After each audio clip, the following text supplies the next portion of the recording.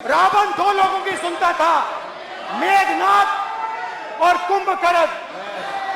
वैसे ही नरेंद्र मोदी दो लोगों की सुनते हैं, अमित शाह और अडानी।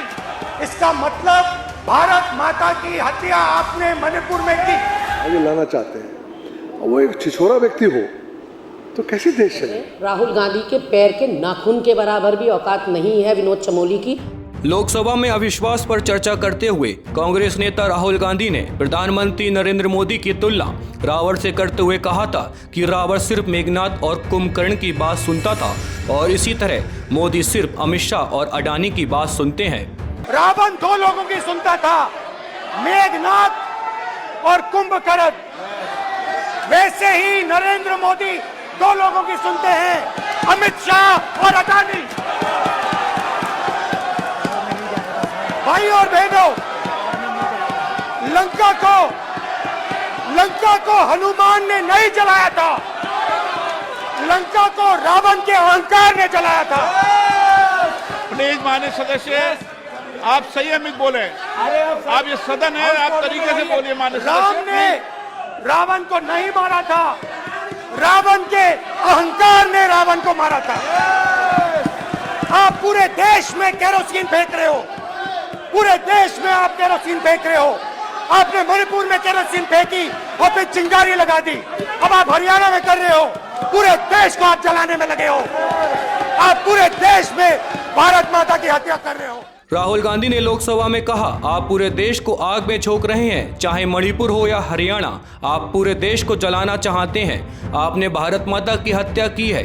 उनके इस बयान की मुख्यमंत्री पुष्कर सिंह धामी ने भी ट्विटर के जरिए निंदा की। उन्होंने कहा कि ये शब्द मुगल और अंग्रेजों के थे। वहीं कांग्रेस नेता राहुल गांधी के भाषण के बाद एक विवाद और पैदा हो गया। दरअसल केंद्रीय मंत्री स्मृति ईरानी ने राहुल गांधी पर महिला सांसदों को फ्लाइंग किस देने का आरोप लगाया। इसको लेकर बीजेपी की कई महिला सांसदों की तरफ से लोकसभा अध्यक्ष से शिकायत भी की गई।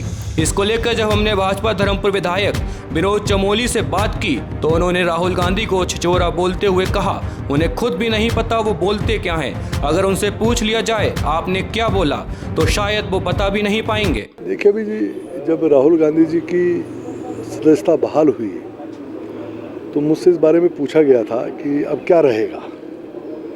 तो मैंने कहा राहुल गांधी जी सदन में अगर होंगे तो निश्चित तौर पर उसका लाभ भाजपा को मिलेगा, क्योंकि न तो क्या बोलना है उनको बोलने का तरीका आता है, न उनके पास कोई कंटेंट होता है। तो वो जो भी बोलते हैं अनर्गली ही बोलते हैं, आज तक हमने जो इतना भी देखा है, और उससे कहीं ना कहीं भारतीय जनता पार्टी को लाभ मिलता है। कल भी वही हुआ, वो सदन में बोले तो, लेकिन वो क्या बोले अगर उनसे दोबारा पूछ लिया जाए वो खुद ही नहीं बता पाएंगे मैंने क्या बोला है। और जिस तरह का उन्होंने वहाँ पर आचरण दिखाया है, अब जैसे महिला सांसदों ने कहा कि उन्होंने फ्लाइंग किस किया और बाकायदा उनकी शिकायत हुई है, तो कहीं ना कहीं एक नेता जिसको कुछ लोग प्रधानमंत्री के रूप में स्थापित करना चाहते हैं, आगे लाना चाहते हैं, वो एक छिछोरा व्यक्ति हो तो कैसे देश चलेगा। तो देश के सामने स्थितियाँ स्पष्ट हो रही हैं और यही स्थितियाँ भाजपा को आगे बढ़ाएंगी। वहीं कांग्रेस मुख्य प्रवक्ता गरिमा दसौनी ने भाजपा विधायक विनोद चमोली पर पलटवार करते हुए कहा कि राहुल गांधी के पैर के नाखून के बराबर भी उनकी औकात नहीं है। विनोद चमोली मुझे लगता है आसमान में थूकने का काम कर रहे हैं। राहुल गांधी के पैर के नाखून के बराबर भी औकात नहीं है विनोद चमोली की, जो राहुल गांधी पर इस तरह का आक्षेप लगाएं।